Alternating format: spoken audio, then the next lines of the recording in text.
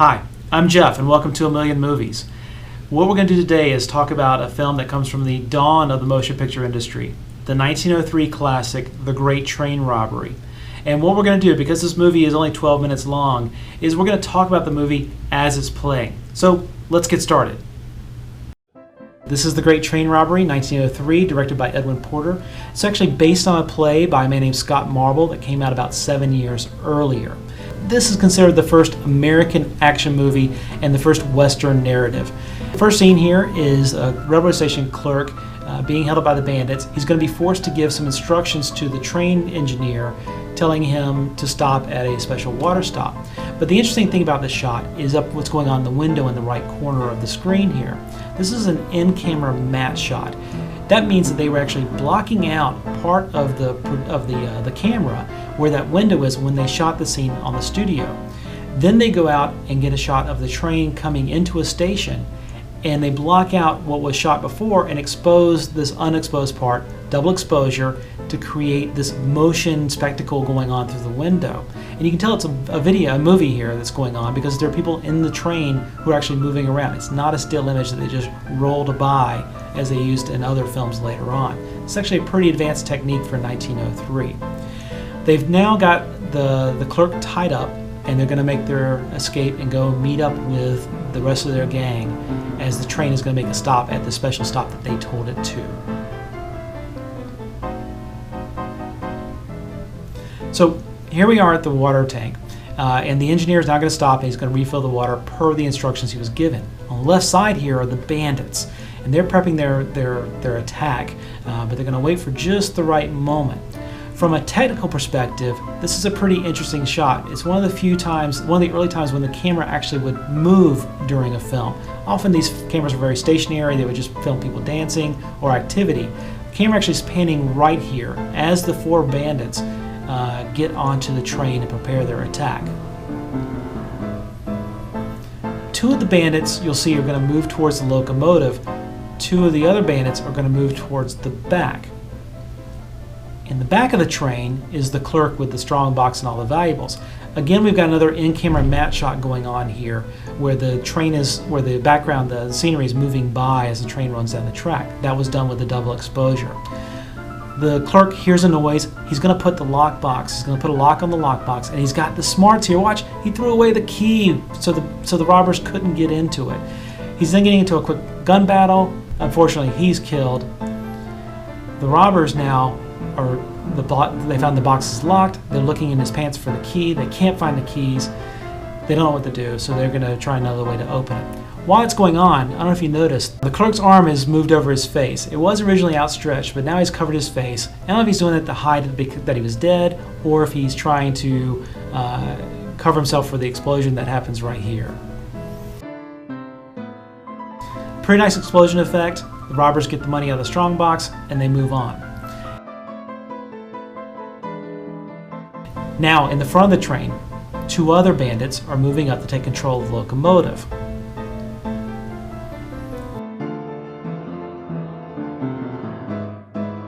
One gets to jump on the engineer. The other engineer tries to make escape on the back, but the second bandit is there. So now we got a little fight scene here between the man with the shovel and the bandit. Now watch the man being beaten up here, and boom, just like that, they've done a match cut, and they switched him out for a dummy so that the bandit can throw him off the side of the train. Great little effect for the time. People would not have been expecting it. Sort of shows the ruthlessness of the bandits. They've now got the locomotive under control, and they're making it slow down and come to a stop. One of the innovative things about this shot was it was done on location. Pretty rare to have a film made both in the studio and mixed with on-location shots for this time. They've got the engineer off the train. He's gone to uncouple the train, and he's going to pull the locomotive forward a little bit and prepare for the bandits' escape.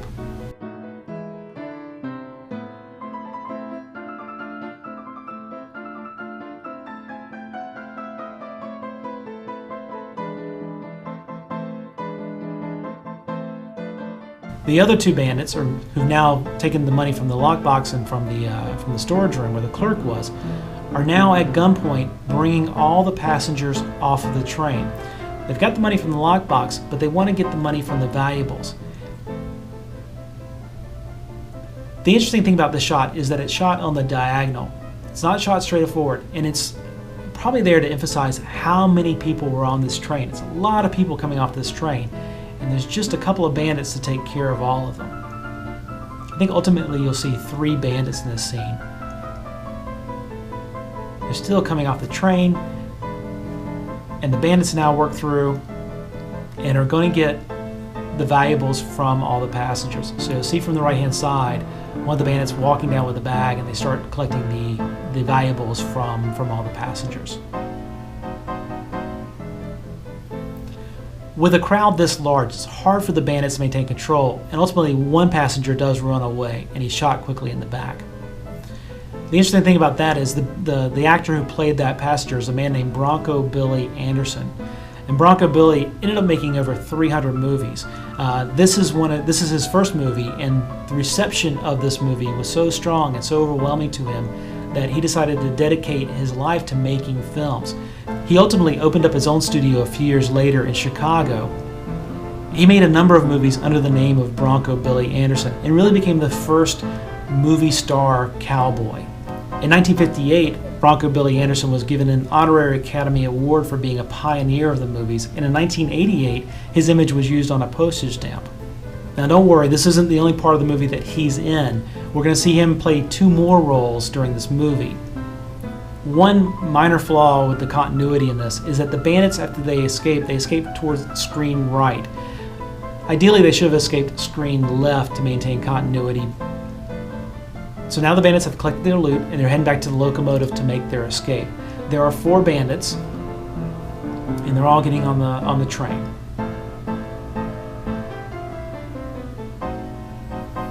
The train's going to take them a couple of miles down the track, and then they're going to make their escape down into a steep canyon.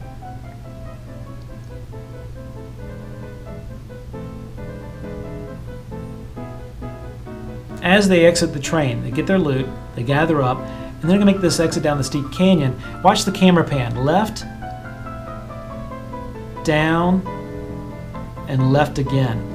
So in 1903, camera tripods were only designed to go one direction at a time, either laterally or vertically. So what had to happen was they panned left, then down, then left again momentarily. There were no floating head tripods back in 1903. As they're escaping, they're going to cross this little creek. The last bandit here, I always like this part because he doesn't quite make it across. The last bandit here slips right here, and falls in the water, but he's okay, and they're going to get on their horses. Nice camera pan left to reveal that the horses are already laid out. This is a great plan that they've got. It's working okay. They haven't had too many mess-ups yet, but they're going to get out of here. The cowboy who had trouble crossing the creek, though, is having some trouble getting on his horse as well. So let's see if we can get up, and they're off. All right, so the bandits have escaped. Now we go back in time a little bit to where the clerk is now waking up from being knocked out. This actually probably would have happened in a continuity way. This probably would have happened earlier in the story, maybe when they were breaking up with the strongbox. He can't get the gag off of his mouth. He's still tied up. He's helpless. All of a sudden, his daughter shows up. She notices her dad has been bound. She puts her things down. She goes to try and wake him up. She can't, so she's going to work on the knots, but they're too tight. She goes to her bag, and it's hard to tell, but it looks like she's got maybe a pair of scissors or something else to try and cut through those ropes. But her father is still unable to wake up. She prays and then ultimately runs over, finds a cup of water, and throws it on his face. And everybody knows a glass of water to the face will revive anybody. So the clerk's now got to go get help. So he goes to the town dance hall, but there's a little bit of business here to cover the time it takes him to get there. So we've got this dance going on, and on your left here, we've got a new person entering the scene. This is actually Bronco Billy Anderson, the passenger who was shot earlier, playing a different role. You can tell his clothes are a little bit nicer and cleaner, and they notice him. He's an Easterner. He's a tenderfoot. They're going to make him dance. Not bad moves for a guy in 1903. Shooting at his feet to keep him moving. He sees an exit, and of course he takes it. The dance actually continues now, again, stalling for time to give enough time for the clerk to make his entrance.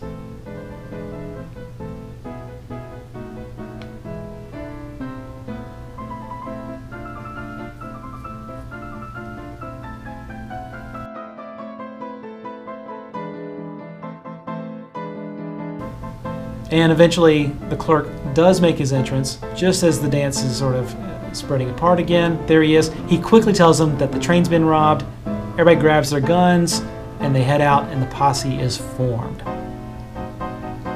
The reason I said that scene with the clerk waking up probably happened during the strongbox is because the posse was so fast on the bandit's tail. This is a one-shot chase scene with the bandits coming out of the woods and the posse is right behind them.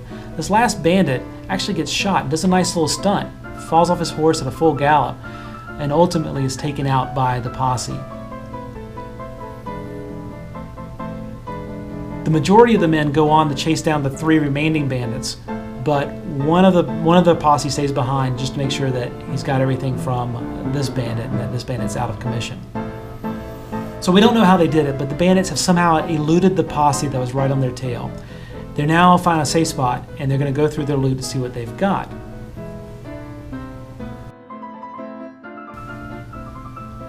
But if you look on the right-hand side here, the posse is using the horses for cover as they sneak up on the bandits going through their stuff. And like any great Western, it ends with a big shootout. 3 bandits remaining against a full team of men. First one goes down. Then the second bandit is killed. The third bandit goes out in a hail of bullets, ultimately dying, landing on his stack of loot. With all 3 bandits down, the posse moves in. They collect the loot, start collecting weapons from the bandits, and are ready to move back into town. All right, now here it is, the only close-up in the entire movie.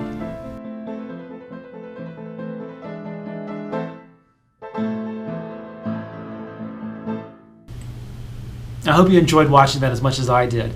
The Great Train Robbery was shot in November of 1903 and was already being shown in December of 1903, so they put this together in 1 month.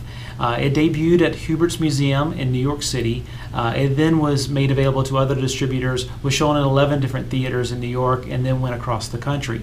It was one of the most popular silent movies in the entire country until 1915, when Birth of a Nation by D.W. Griffith came out.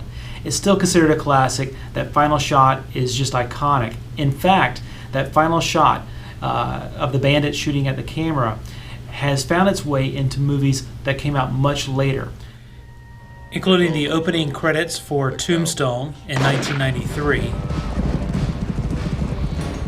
Alfred Hitchcock's classic Spellbound in 1945,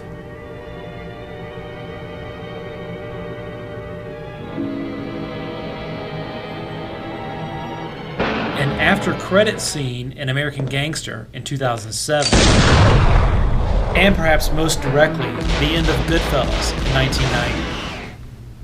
So let's update the countdown. We talked about The Great Train Robbery, we talked about Spellbound, Tombstone, Goodfellas, and American Gangster. That is 5 movies for today. That brings our total to 999,983. Well, I hope you enjoyed watching The Great Train Robbery with me today. It really is one of my favorite silent movies. I'd also appreciate it if you click the subscribe button. That would really help me out. And if you have any suggestions or feedback, maybe a movie you think we should be discussing on this channel, please put it in the comments below. I'd love to hear from you. So hopefully I'll see you soon.